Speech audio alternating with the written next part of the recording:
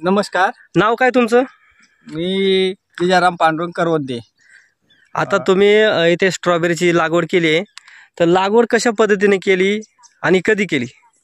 ही लागवड सर्वसाधारण 2-1 महिने झाले आणि ही पूर्णतः सेंद्रिय याच्यावर केलेली ही स्ट्रॉबेरी लागवड.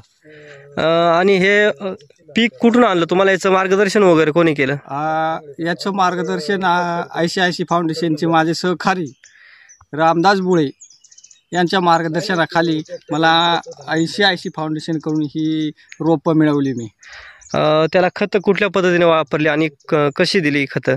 याला खतं म्हणजे कुठलंच नाही, फक्त याला आपलं सेंद्रिय खतं वापरलेत आम्ही. पहिलं गांडूळ खत लागवडीच्या वेळेस आणि त्याच्यानंतर जीवामृत करून ते असं आम्ही फवारलेले. लागवड कशी केली थोडक्यात माहिती एकदा सांगा, म्हणजे प्रेक्षकांना पण कळेल कशा पद्धतीने लागवड केली जाते. प्रथमतः आम्ही ते वावरामध्ये बेड तयार करून घेतले आणि त्याच्यावर आम्ही ICIC फाउंडेशनकडून रोपं मागवून घेतली.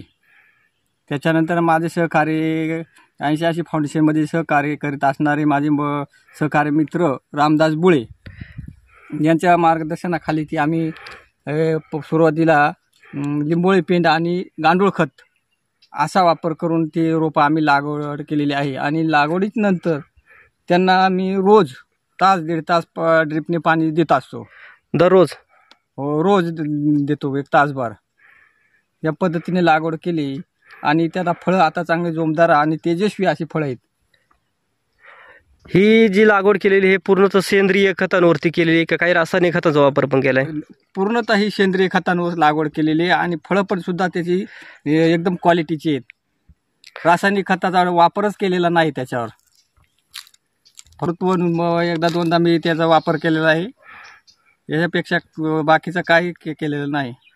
मग आता याची विक्री कुठं करणार? कशा पद्धतीने नियोजन आहे तुमचं? आता याची विक्री आता जसं आपल्याला मिळेल एखादा फ्रूटवाला किंवा काय म्हणा त्या पद्धतीने ते करावं लागेल. याची देखभाल फार कठीण आहे. कसं आहे, आमच्या वस्तीपासून लांब आमची शेती असल्यामुळं इकडे जंगली प्राण्यांचा, उदाहरणार्थ माकड झालं, कोल्ही झाली, अशी डुकरा, याच्यापासून त्यांना फार जपावं लागतं. त्यासाठी आम्हाला दिवसभर आणि रात्रभर पारा ठेवून आम्ही त्याचं भरपूर प्रमाणात असे जोपासना केलेली आहे. आणि आज पाहता त्या रोपांना बऱ्यापैकी अशी फळं लागून समाधानकारक मला वाटतंय. यासाठी आमच्या आदिवासी भागामध्ये सुद्धा स्ट्रॉबेरी पीक घेऊ शकतो अशी मला खात्री. आणि माझ्या मित्रांनाही सांगतो की यापुढे तुम्ही पण हाचा प्रयत्न करावा अशी माझी नम्र विनंती. धन्यवाद. ICIC फाउंडेशन मध्ये काम करताय. हो. आणि तुम्ही या शेतकऱ्यांना ह्या स्ट्रॉबेरी कशी लागवड करावी याबाबत तुम्ही मार्गदर्शन वगैरे केलेले आहे. कशा पद्धतीने नियोजन केलं तुम्ही आणि संस्थेकडून किती मदत झाली त्याबद्दल थोडक्यात माहिती सांगा. आदिवासी भागात गेले 6 महिने ICIC फाउंडेशन काम करत आहे आणि त्यामध्ये काम करण्याचं एक सौभाग्य मला मिळालं. आमचे वरिष्ठ अधिकारी स्वप्नील ढेकळे सर यांनी आदिवासी भागात नक्की काय पाहिजे, आदिवासी शेतकऱ्यांना नक्की काय पाहिजे, आणि मी स्वतः आदिवासी असल्यामुळं ह्या भागामध्ये माझं आयुष्य गेलं असल्यामुळं भात पीक सोडून भात पिकाला एखादा पर्यायी कमी दिवसाचं आणि जास्त उत्पन्न मिळणारं असं कोणतं पीक आहे का की ज्याची मागणी मार्केटला चांगली आहे. तर आम्ही स्ट्रॉबेरी या पिकाची निवड केली. अतिशय कमी दिवसामध्ये स्ट्रॉबेरी आपल्याला शेतकऱ्यांना भरपूर उत्पन्न देऊ शकते.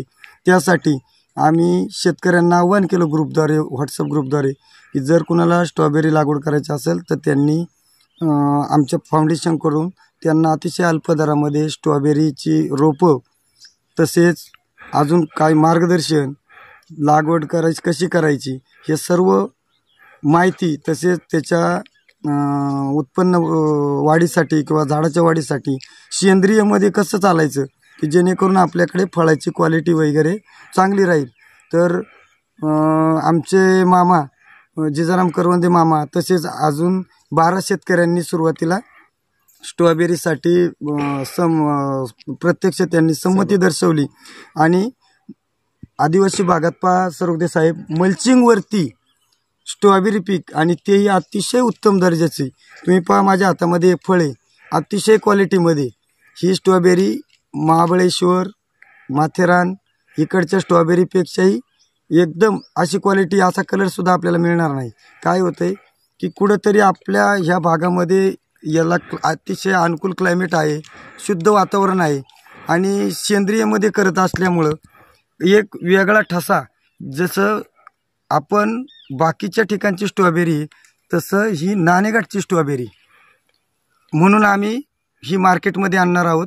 आणि ह्या कामी स्ट्रॉबेरीबरोबरच अजूनही मिरची लागवड वेगवेगळे जे शेतकऱ्यांना पाहिजे.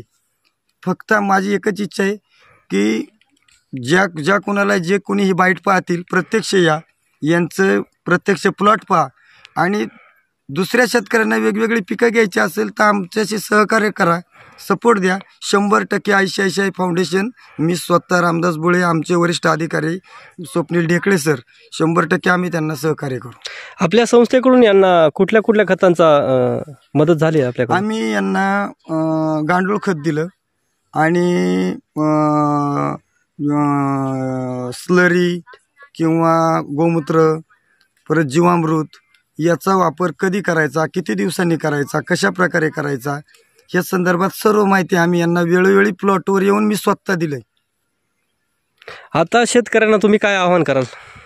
आपल्या शेतकऱ्यांनी नुसतंच आता आपण पाहतो की आदिवासी भागातील 90% शेतकरी सकाळी उठून आपण मोलमजुरीसाठी दुसरीकडे जातो, कारण आपल्याकडे शेती कमी आहे. परंतु कमी शेतीमध्ये सुद्धा चांगलं उत्पन्न जर जिजामामा सरोगदे यांच्यासारखे करवंदे जर घेत असतील तर याचा आदर्श सर्व लोकांनी घेतला पाहिजे आणि कमी जागेमध्ये जास्त उत्पन्न घेणारी फळपिके घेतली पाहिजेत आणि आपला स्वतःचा व आपल्या कुटुंबाचा विकास केला पाहिजे.